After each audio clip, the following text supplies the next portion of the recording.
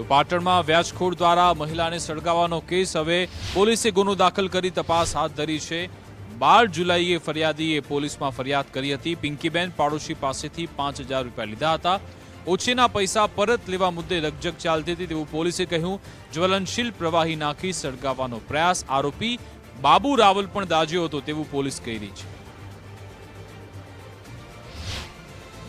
પિંકીબેન પટની જ્યારે પોતાના ધર્મના ભાઈ એવા જીતુભાઈ પંચાલની ઘરે હતા અને આજે પૈસાની લેતીતી બાબતે ચર્ચા થતી હતી ત્યારે જે બાબુભાઈ રાવળ છે આ કામના આરોપી ઉશ્કેરાઈને એક ડોલમાં જ્વલનશીલ પ્રવાહી લઈને ત્યાં આવી ગયા હતા અને પિંકીબેન પટણીને સળગાવવાનો પ્રયત્ન કર્યો હતો।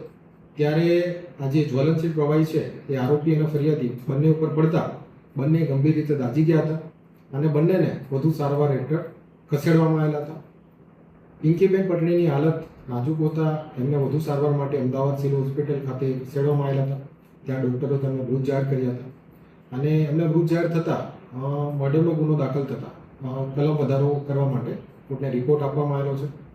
હાલ આ જે ગુના છે એની તપાસ પાટણ સિટી એ ડિવિઝનના પોલીસ ઇન્સ્પેક્ટર કે જે ગોયલ સાહેબ ચલાવી રહ્યા છે અને આ ગુનાની જે મુખ્ય હકીકતની વાત કરીએ તો જે 5000 રૂપિયા ઉછીના આપેલા હતા એના સિવાય પણ કંઈ હકીકત છે, મોટિવ શું હતો એની વધુ તપાસ ચાલી રહી છે।